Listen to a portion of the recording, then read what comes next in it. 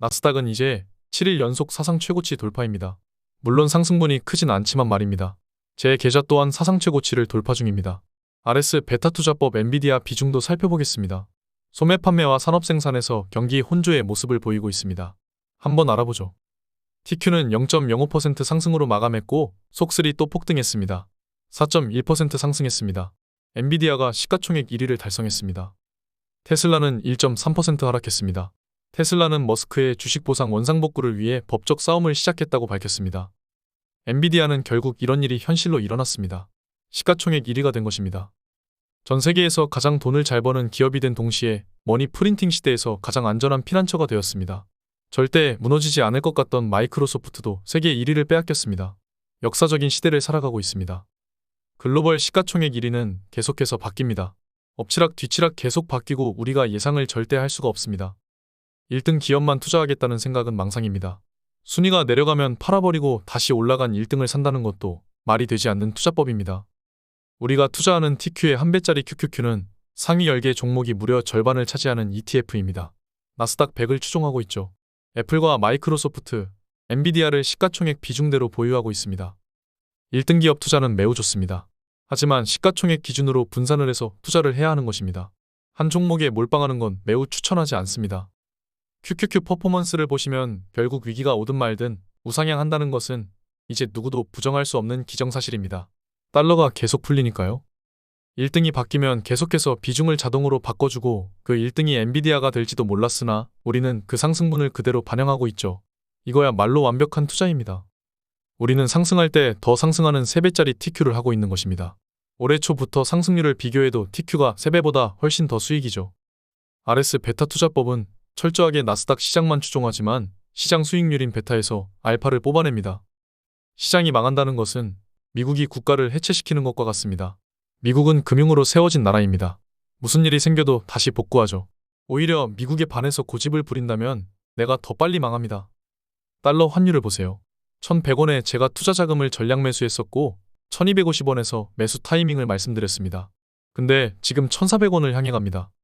환율이 계속 오르는 이유는 간단합니다. 미래가 안 보이기 때문입니다. 금투세는 최악의 악법입니다. 실제 투자가 뭔지도 모르는 사람들이 도입하자고 하는 법이죠. 최악의 출산율과 암울한 삼성의 퍼포먼스도 한몫하고 있습니다.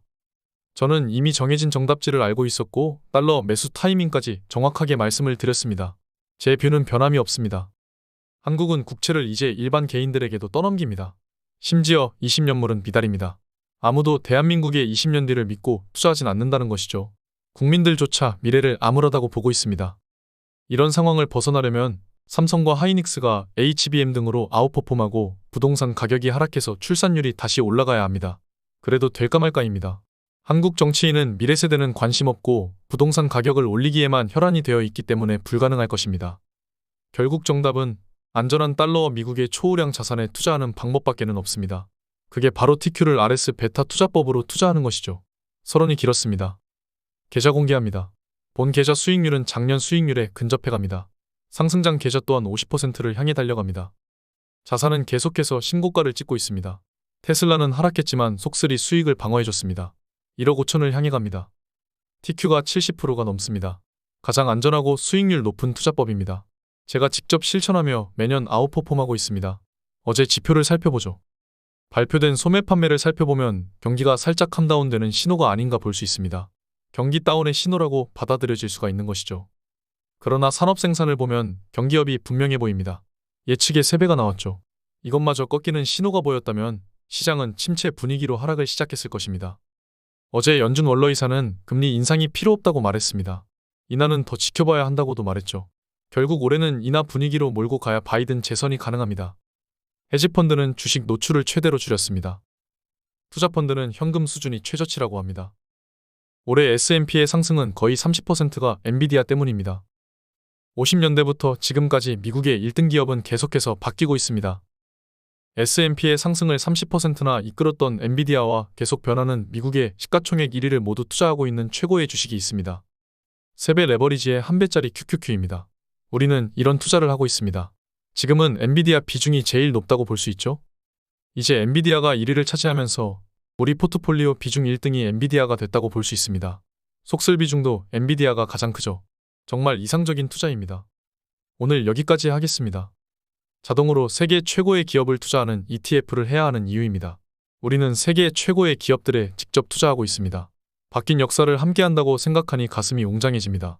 최고의 투자자임을 의심하지 말고 자부심을 가지세요. 함께 투자하시죠. 감사합니다. 지금까지 목숨 걸고 레버리지와 테슬라, 비트코인 투자하는 RS 미국 주식이었습니다. 감사합니다.